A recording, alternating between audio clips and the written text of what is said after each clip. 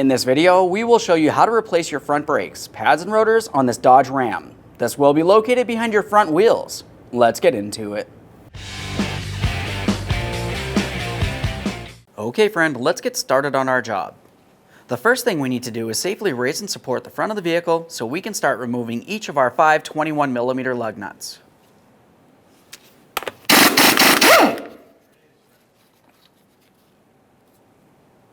As you remove each of these, give them a quick inspection, set them aside.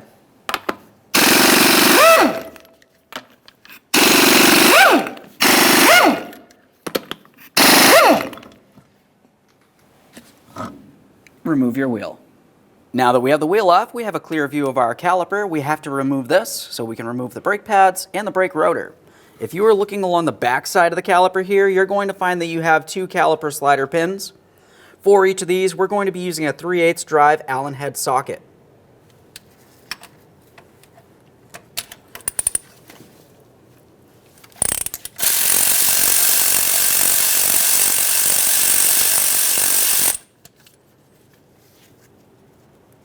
This piece right here should typically stay on the caliper. We can just put that back on once we've completed this.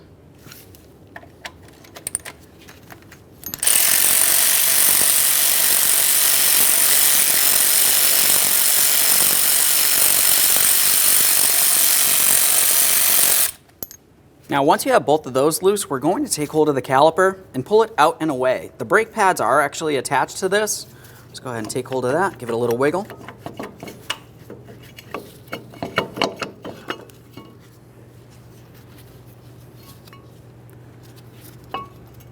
Now to remove the brake pads, we'll start with the outer brake pad. This brake pad actually has one little piton on each side where the caliper has an ear. It slides in. It also has a locking tab holding it together. Essentially, we're going to take hold of the brake pad and start tugging it, pulling the locking tab out and away from the ear.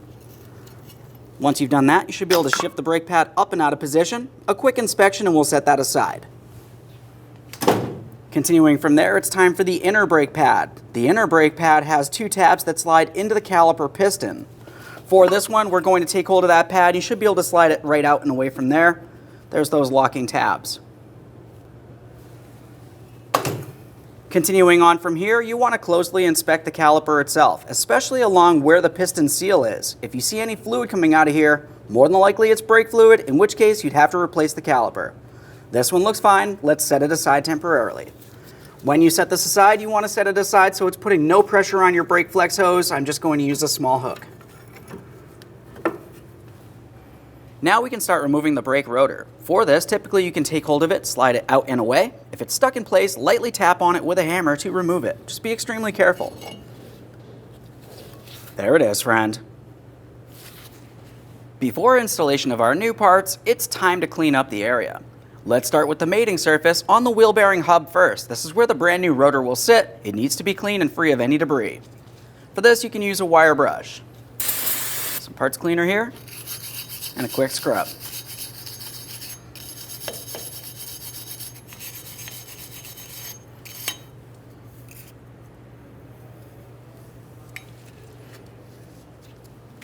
Now at this point, you can see that there's still a little bit of surface rust here, but I felt around and there's no raised areas. You can continue cleaning if necessary. For me, this is good enough. We'll continue on with some copper anti-seize along the mating surface.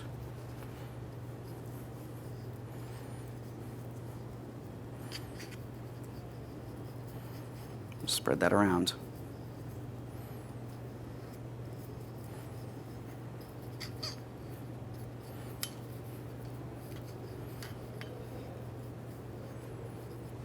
Before we install that rotor, let's continue on with our cleaning process. There's 2 more areas we want to pay attention to. The areas where the caliper is going to sit right up next to. We have one area right down here. The second area will be located just up in this area. Once again, you can use a wire brush or even some sandpaper if necessary. We'll clean this up and add a thin amount of lubricant.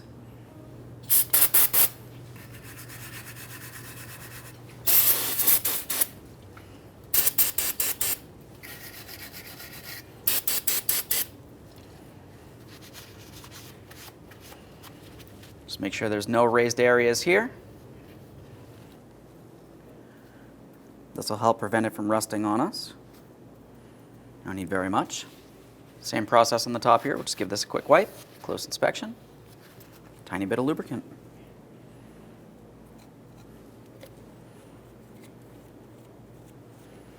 It's time to install our brand new rotor. These rotors are coated, so you do not need to clean these with any parts cleaner.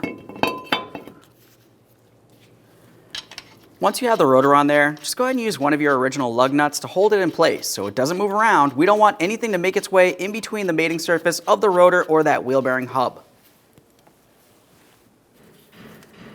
Get this off of here, we'll rest it on a bench. Now while we have this on the bench, we're going to go ahead and take everything apart so we can clean, lubricate, and replace parts. You'll find with your brake pad kit, it came with brand new seals for the caliper slider pins, so of course we're going to use those. First, go ahead and take hold of the slider pin and we'll start pulling it out and away. For this, you want to give the shaft a close inspection. Make sure it's not rusted, rotted, or damaged. That's going to restrict movement from the brake caliper. This one right here looks fine. We'll set it aside. If you do have to, you could use a wire wheel or some sandpaper if necessary. We will still clean this and lubricate it before the installation process. For now, we'll just go ahead and rest it aside. Continuing on, we're going to take hold of this rubber boot, pull it off of the caliper itself. You may have to pry it in some way.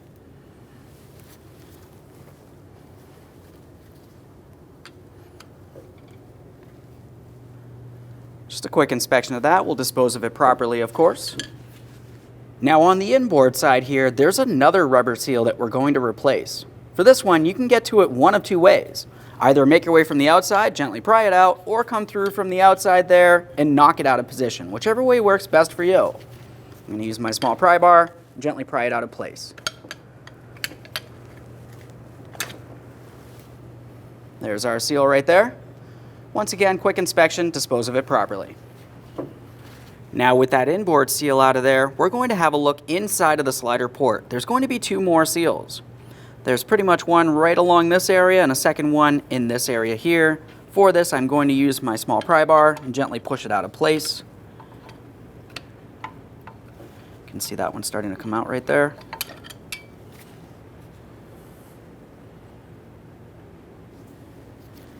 The other one's inside the other side here, so we'll just pop that out as well.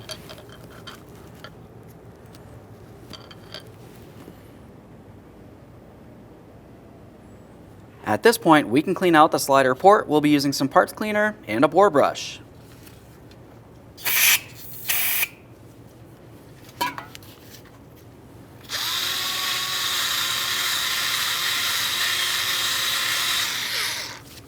Quick rinse. Just take a rag. We're going to twist this a couple times, slide it in there.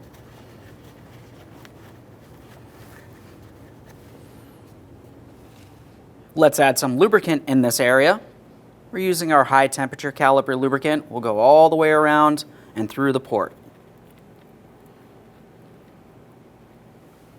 In your brake pad kit, you'll find it came with 8 of these seals. We need 2 for each side of each caliper. We'll be using our first seal right inside this first groove on the inboard side here.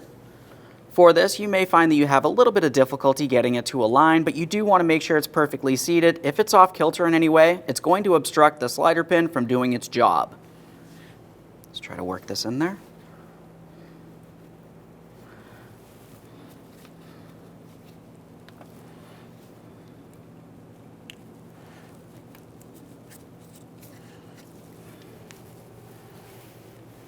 A close inspection here, once again confirming it's properly seated. This is extremely important.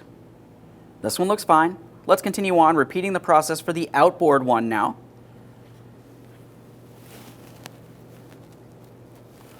I'm just going to use my finger on the inside here, try to get this aligned. Okay, just feeling along the inside here, double checking each one of those 2 seals. Some more high temp lubricant on here. I like to lubricate these seals very well.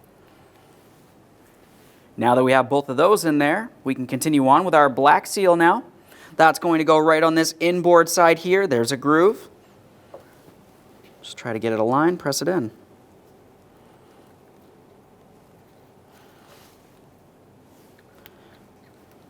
Work the lubricant around, of course. Once again, lubricant is extremely important in these areas. It's time to add some lubricant to our slider pin here. Here we are. Just lubricate the entire shafted area. This will help prevent rust, of course. Now for this, we're going to take it from the outside, bring it towards the inside where the piston would be.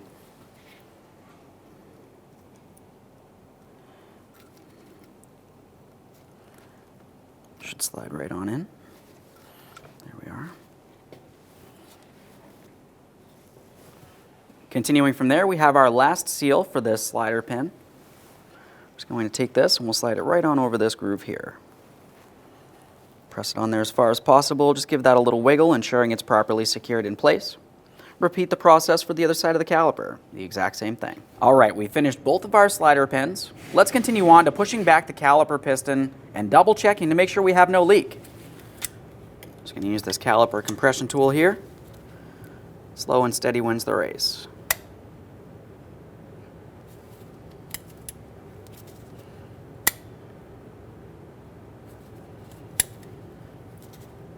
There we are. Checking for fluid. Once again, if you do see fluid, you need to replace the caliper. This looks fine. We have our high temperature caliper lubricant. We're going to lubricate along the piston itself, and then along the backside of each of the two outward ears. This will help with vibration dampening and noise reduction overall. Now it's time to install our brake pads. We're going to start with the inner brake pad. That's the one that has the two ears right up along the top there, and the two locking ears, which will slide into that caliper piston. When you go to slide this in, you may find you have to squeeze on the ears. Start bringing this down at an angle. Press down on this ear while pressing it in. You should hear an audible click. We'll just give that a little tug. It should be able to move around, but it should not be able to fall out of place. Now it's time to install the outboard brake pad. When installing this, you want to pay attention to this area right here. This is your wear indicator. We want to make sure we have this in the proper orientation, so when it would be installed on the vehicle, it would be facing up. Let's start sliding this into position. When you do so, we want to make sure that we have the locating tabs, which are on the backing of the pad, aligned with the ports that are on the caliper itself, and these locking tabs should hold everything in place. Just get this aligned. When doing this, you can either use your fingers to try to spread this, or you could use a small prying device, whatever works best for you.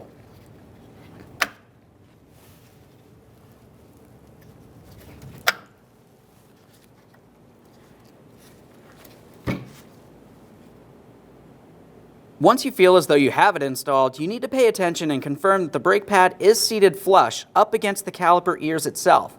If it's not seated flush, it's not seated properly, and you're going to find you have a braking issue. Now we can take that caliper and we're going to slide it into place, bringing it right over that rotor.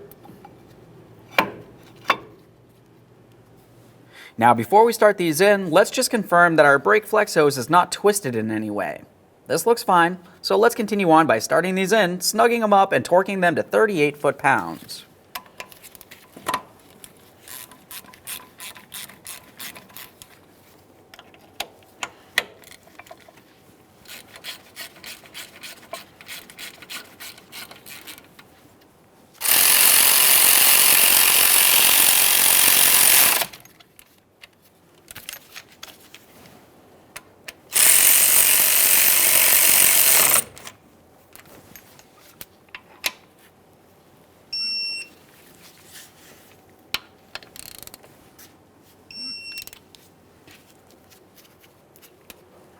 After confirming everything's properly seated here, we can continue on to removing that lug nut from the rotor.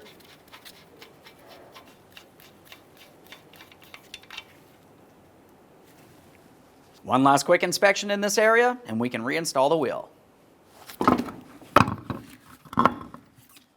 When installing your wheel, go ahead and get it in position. Start on all 5 of your 21mm lug nuts, we'll bottom them out, get the wheel safely on the ground, and we'll torque each of these to 115 foot-pounds.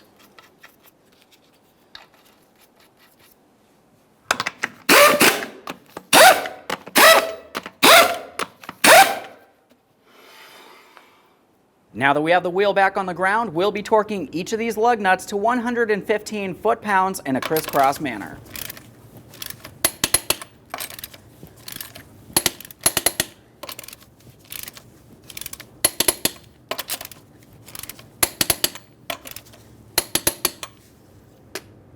torqued. Okay friend, we finished the installation of one side of our front brakes, pads, and rotors. Go over to the other side of the vehicle and repeat the process. Once you've completed that, make sure you make your way into the passenger compartment, pump up that brake pedal till it's nice and firm, and then you can take your vehicle for a road test. Thanks for watching.